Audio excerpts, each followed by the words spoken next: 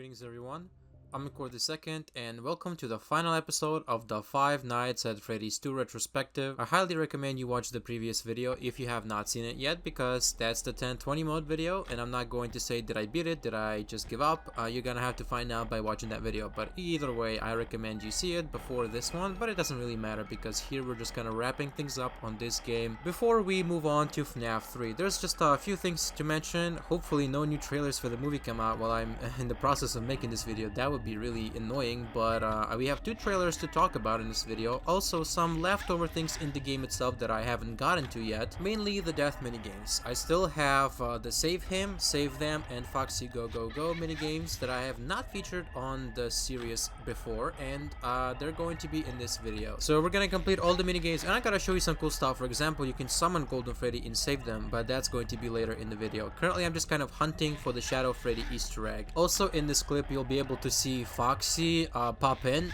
the back room. He'll just show up without triggering the camera static that any other animatronic movements pretty much do cause. So that's an oversight on Scott's part. He forgot to put that in for this specific movement. But of course we're looking for specifically that Shadow Freddy Easter egg, and it's not that hard to get actually. I do have to play the game still, but just looking for the Easter egg I managed to get it. It's like a 10% chance, so it's not even that difficult to find if you really know how to look for it. And yeah, just follow my guide here. It doesn't have to be on night 7. Actually, it cannot be on night 7 because yeah, the show stage and the backstage cameras are disabled as I mentioned earlier, so you cannot even see Shadow Freddy as he shows up on the backstage, or whatever that's called, parts and service. You get my point. Sorry if I'm not being exact with the names of these rooms, but either way, Shadow Freddy's there, pretty cool. If I'm not mistaken, he will crash a game if you look at him for too long, but whatever. I didn't try that myself, but yeah, there you go. I just wanted to make sure the footage was there so you guys can see I got Shadow Freddy, and that's how you do it. It's pretty easy. One more thing I didn't show is the Halloween gameplay, which I did for the first game, and there's a similar mechanic in FNaF 3 when if you play this on October 31st, it's going to change the office. And there's really not that much to this. It's just a visual thing, and obviously you can change the date on your computer to trigger this without having to actually wait. But yeah, that's a cool little Easter egg that's got added to the first 3 games only for some reason. Now let's get to all the other stuff, and I did a lot of this recording kind of in between when I was getting the other stuff in other videos, mainly grinding for 10-20 mode, so it's going to be mentioned here and there in the commentary, but this is me recording it in post because the videos of me playing through the Halloween area, oh my god, what am I saying, the Halloween office, the Halloween date, whatever, and finding Shadow Freddy, I didn't have any commentary on those, but I'm going to have commentary in the other videos. So I'm just gonna tell you now so you don't get confused. Now before we continue, let's talk about the movie. So I didn't really talk too much about the first movie in the previous retrospective, but I think it makes a lot of sense. They are very related to the games. The thing I'm looking most forward to in this new movie, I mean, they threw out some promises like, oh, we learned our lessons and like we listened to feedback and we're going to make it scarier. Judging by the trailers, probably not going to be scary, unfortunately, but I do want to see one specific thing, and I really hope that's what it is. It's hopium. But there are a couple shots in this trailer, the second trailer, like the big trailer, not the teaser that they dropped earlier. There are those shots of Springtrap, or more technically Spring Bonnie, you know, William Afton, with a knife and like trying to kill children. So I really hope that is not the MCI and it is the DCI, because that is, at this point, is one of the most confusing and least elaborated on pieces of lore in this entire franchise. It's a big deal. 5 new murders. You know, it ended up shutting down the FNaF 2 location, or at least largely contributed to it. You know, you have the whole day guard thing with William coming back to this location to kill 5 more children, and you have them possessing the toy animatronics. Kind of a big deal, and it's like never ever mentioned again. We don't even know the names of the kids, let alone like what happened, to the point that some people think this isn't even like, you know, and its own thing. People think that this is just the MCI, and that doesn't make any sense, but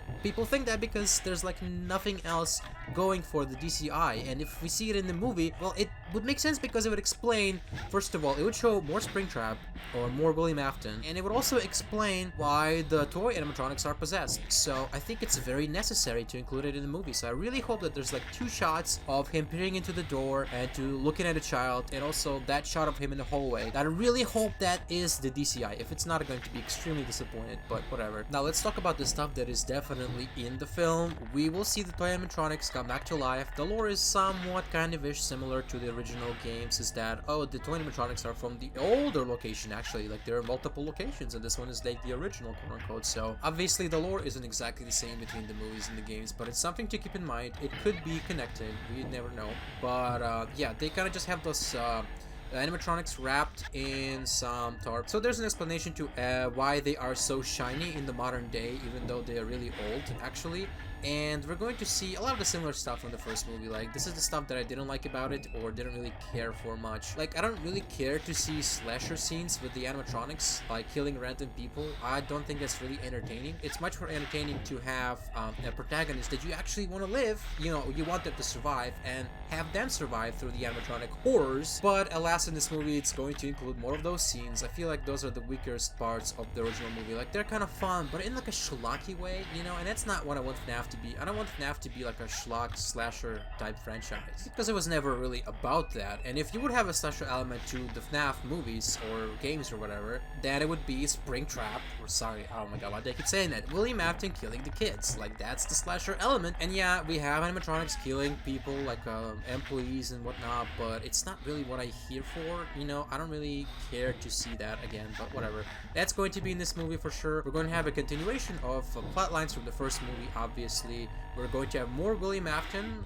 We have seen like pictures and stuff in the trailers, like weird shots of him, and we're going to have more backstory, which is cool. I do think they really blew the load way too early on this character in the first movie. It's just, in my opinion, that movie should have been mainly Vanessa as the main villain, or at least like a twist villain, and then at the very end we find out that there's this guy who actually killed the children. Maybe there could have been a misdirect, like she was the serial killer, but actually she was not. She's just in control of him for some reason. We don't know what reason, or it could be explained that she's his daughter and she's manipulated, whatever the fuck. That's just my general opinion on the movie so far.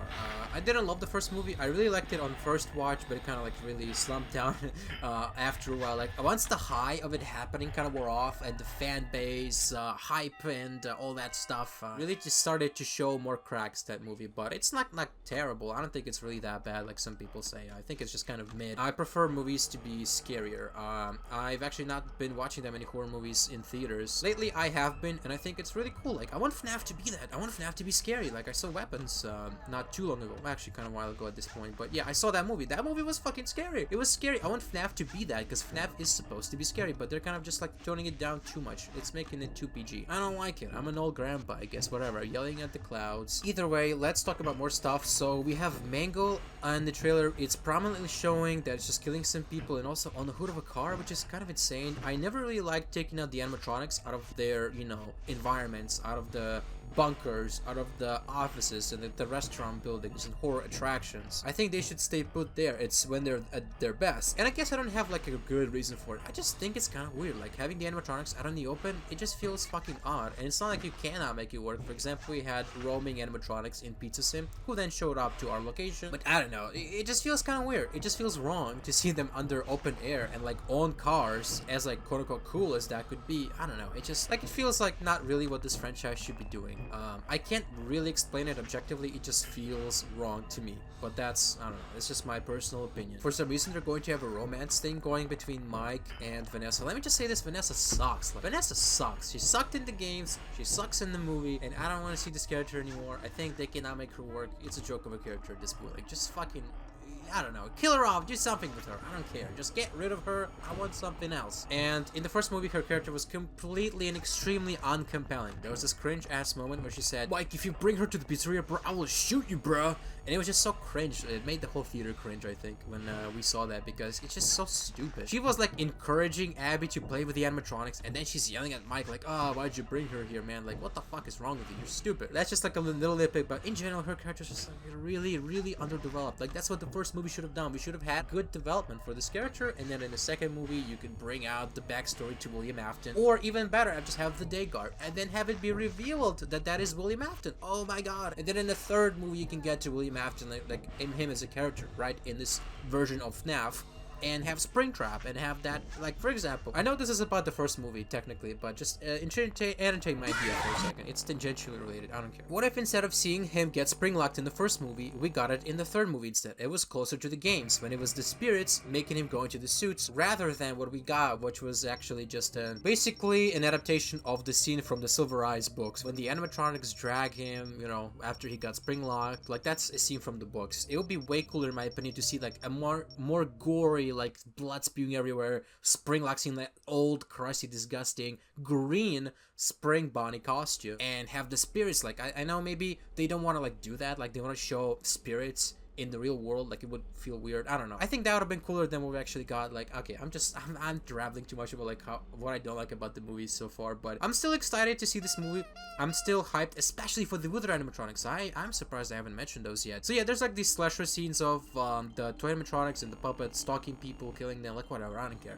I want to see that gameplay section because that was the big money shot in the trailer. FNaF 2 reference, the gameplay, Mike putting on the mask. You can feel I'm smiling as I say this because it's, you know, nostalgia is a powerful drug, and it's just, oh my god, it's so perfect. Alright, so I'm recording this just like for no specific episode because I got a death minigame. I was practicing for 1020 mode. I don't know why I've not like even all the way through the challenges. I just felt like doing it. So if you touch any dead child, this minigame's gonna end. There's a chance for Golden Freddy to spawn. It's pretty likely actually to show up in this one. This is save them, of course, as you can tell by the text.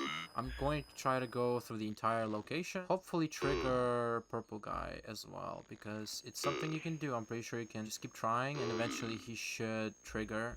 You know, there's like a randomized chance for this to happen. And I'm not sure if you can go into a room and that way spawn Golden Freddy. I don't know how this works exactly, but this is like my best guess is that you can actually spawn him in. Don't take my word for it though. I'm pretty sure you have to be like in this kind of room. You can't be in the room where we're going. Oh yeah, I forgot. There's Kids Cove here, which I didn't really bring up earlier. I wanted to bring it up earlier, but as you can see, there's a child here right next to Mangle, which is the child that's possessing Mangle, obviously. And nothing really happens because, I mean, everyone's already... Oh my god, there he is! You can't... Oh, that is so fucking cool, dude. And the game crashed. Huh. I don't remember it doing that. I thought it would go back to the menu, but there you go. That was so cool. Alright guys, once again recording a random minigame that I got while trying 1020 mode. It spawns you at different locations in this minigame. Yeah, I got the same one. I wasn't actually sure if it goes through every single minigame and then it starts going random again. Oh, Golden Freddy. Finally got him. His eyes light up and he just kind of vanishes. So, yeah, that's kind of it. I don't think you can crash the game, but I definitely know that this minigame sometimes will just randomly end without any input. What I'm trying to do is see if I can trigger purple guy on purpose. Sometimes you can spawn in this room. Okay, let me see if I can bait purple guy into showing up. But yeah, he doesn't have to show up from a neighboring room. He can show up in the bottom room as we've seen before. But I'm pretty sure he can appear in any room. I don't know, let's keep trying this for a second. Ooh, we got Golden Freddy to spawn. That's kind of cool. So yes, I assume that the purple guy Easter eggs work in the same manner. Maybe I'm just getting super unlucky. We got Golden Freddy twice to show up, but we don't have purple guy. So maybe he's just very low. And then Golden Freddy again. So he can show up in a different random spot basically. Okay, that's kind of cool. Of course. That's a cool place for him to show up though. Okay, I'm not having any luck with purple guy. So let me try going down and maybe down and up again. Maybe he'll show up that way. I don't know at this point. I'm just trying to see if I can get him. This seems a little faster than the older method though, so I'll take it. Let's check on Mangle. I think if you touch Mangle, it's going to crash. Also, Mangle has a really cool name in the files. I think Mangle's name is He Was Here. Literally, that's the name of this Mangle sprite in this minigame. In the MFA file, which in case you guys don't know, MFA files are like the extension of any ClickTeam application. The original file that is used by the development software ClickTeam Fusion to make the game or whatever application it might be. It doesn't have to be games, by the way. ClickTeam can technically do other stuff and not just a game, but you know, that's pretty much its main use. So Golden Freddy, again, no luck at all with purple guy. So I don't know, I guess I'm gonna give up. And yeah, maybe I'm just super unlucky, but I have not gotten him to show up at all. Minigame's supposed to end here when you touch the kid, but I'm going to try one last time to see if we can get purple guy to spawn. we got Golden Freddy again, but that's not even exciting anymore. My assumption then, Golden Freddy can spawn into any room. Yeah, it just timed me out, I guess. My assumption is that Golden Freddy can spawn in a room when you walk into any room, but Purple Guy can only spawn in once when you walk into a new room, and that's why he wouldn't show up, because I just didn't get lucky in the first place, lucky enough to get him. Well, I guess that's probably it. I'm not sure though. Don't take my word for it, but you saw for yourself. Couldn't get Purple Guy for the life of me, but I got Golden Freddy like 10 times, so yeah. Oh my god, I finally got Foxy Go Go Go. That's the last minigame that I haven't gotten yet. Yay, 1020 mode is such a good time running that mode and getting 10,000 deaths in a row because Toybani is a piece of shit, asshole, dipshit, motherfucker! Yay. What's interesting though is that this is obviously depicting the missing kids incident, missing children's incident. Why does Foxy still have the metal legs? That never made any sense. I don't know. But this is not very literal, like, this didn't happen like this. We know that the kids were led into the safe room by this guy right here, William Afton, whatever his name is. Purple Guy! Nothing does happen when you just do this. But yeah, the plot twist, quote-unquote, is that we see this. So it's not literal, this is not how it happened, but it's just showing us that it's in this old location from FNaF 1 that was originally like the previous Freddy's location, basically. It's something that was sorely missing from the first movie, seeing at least some kind of gameplay representation. I mean, it was like barely there, like technically might close the door, like turn on the lights, whatever. I don't really count it, but having like at least one scene, extended scene of like sit and survive type situation going on, it's not that uncinematic. You can make it work, just don't make it too repetitive. You can use different angles and different ideas in editing and whatever the fuck. You can do whatever you want. You can do so much and actually make FNaF gameplay cinematic. You can do it. FNaF fans who wanted the movie to look like the game, and they're stupid. Like, this is stupid. Like, and they just show, you know, gameplay of 1020 mode or something, and it just looks like, obviously, you know, that's not a movie. But that's not what I mean. Like, when I say that, it should have been more like the game. I mean, you can shoot it in different ways if you're not stupid and you have some kind of talent, different angles, different lenses, whatever the fuck, you know, you can do a lot with that. And judging by what they showed of that Withered Bonnie, Withered Chica attack, and also Withered Foxy was there for a second, we're gonna get it at least a little bit, and then I'm super happy about. If we see, oh my god, if we see Foxy jump, we're gonna nut in the theater, dude. We're gonna nut. Anyway, enough about that. So yeah, it's a lot to look forward to. There's like probably gonna be one more trailer because they gotta announce when the tickets go on sale, and they usually drop some, at least some short teaser video. I'm gonna hit my friends up and like, yo, we gotta see this movie and buy the tickets. So yeah, that's gonna be fun. But that's all we have for the movie right now. I'm gonna be super pissed if they post a new trailer while I'm editing this video. Like, oh well, can't do anything about it now. But yeah, I don't know what else to say about the movie, honestly. I mean, there's like plot details. For example, Abby is similarly to Charlie building her robots, and she's like missing her friends. I don't know what's going on there exactly. I think there's not enough information at the moment to judge, but apparently Mike told her some kind of like, oh, we're gonna fix them, we're gonna be like, you know, besties or whatever the fuck, and then he's not gonna do it, obviously. And she's giving her this false hope, and that's how she gets tricked by the talkie thing. And I'm pretty damn sure the talkie thing, whatever it's called, the fast talker, it's not gonna be the original animatronics, it's probably gonna be the toys. But that's a pretty common theory. Oh yeah, one more thing that's very notable. One of the big theories for the first film is that Garrett was gonna be the puppet in this universe. And it had some merit because, you know, they switched things up here and there in this movie franchise compared to the games. Obviously, things are not exactly the same. But we do have a casting, which is very similar to Charlie. There are even shots in the trailer showing this actress. And it's very likely that that is Charlie Emily or Charlotte Emily, whatever. Yeah, obviously the kid possessing the puppet, which is pretty damn cool. And yeah, there's also this section at the beginning of the movie with like these paranormal hunters or whatever the fuck. You're recording YouTube videos like, oh guys, we found this abandoned Freddy's location, dude, it's a sick. And then you have them talking about the little girl getting murdered here, so obviously that's Charlie. Oh yeah, also Balloon Boy, I kind of forgot to mention him, I guess, but he has a propeller that's spinning, so that's interesting, I guess, and he can swim under the water. Whatever, I don't even care anymore. Animatronics underwater, sure, whatever. But yeah, it's kind of similar to the books as well, because in the second book, I'm pretty sure, yeah, in the Twisted Ones, there's this weird part which a lot of people complained about, especially Matt Bat. They're like, there's this cave under the restaurant, it's like there's like a waterfall, this is so stupid. And they kind of show it in movie form, and yeah, like this is still pretty unrealistic. I don't think any restaurant would bother going through like so far as to doing something like that, like a boat ride under the building, but at least it's much more plausible. So it's kind of like what Scott had in mind in the book and actually on the screen in like a more believable fashion than people thought when they read the book, because that was also a FNAF 2 location with like balloon boys and shit, and I don't know much about that because I haven't read the books myself, but I'm just grabbing stuff from memory. I'm like, oh yeah, I remember this. Oh yeah, also kind of notable, I know the actress who was like the main character I think in that segment. It's McKenna Grace. She's actually gotten big as like a kid actor. I think when she was 12 or something, or 11, there was this movie with her and Chris Evans and it got kind of big, and she didn't have like the best career since that, but she's been getting like consistent work. She's been in like the Ghostbuster reboots, and she's been in that terrible Independence Day sequel. That's all I know. She's probably been in more shit, I just don't remember it, but not the best track record, but like, hey, she's gonna be in the FNAF movie now. She has like a really long career behind her, so I don't know, that's kind of cool. But Matthew Lillard probably has an even more remarkable career, honestly, if you think about it, so whatever. I don't know, I just felt like mentioning it. I don't really know any other characters, any other actors from the movie, the new ones that I am like familiar with. I don't really know anyone, but yeah, I just felt like bringing that up because I knew who she is. I guess that's it, like, oh, she's in FNAF, that's kind of weird. But yeah, that's probably all I have to say about that. Hopefully the movie will be at least better than the first one, and Scott did mention that the first movie had to do like the difficult stuff of like explaining the backstory and the concepts like spring locks and possession and whatever the fuck else, and hopefully the second movie will be better story-wise. And oh my god, please show the DCI, please!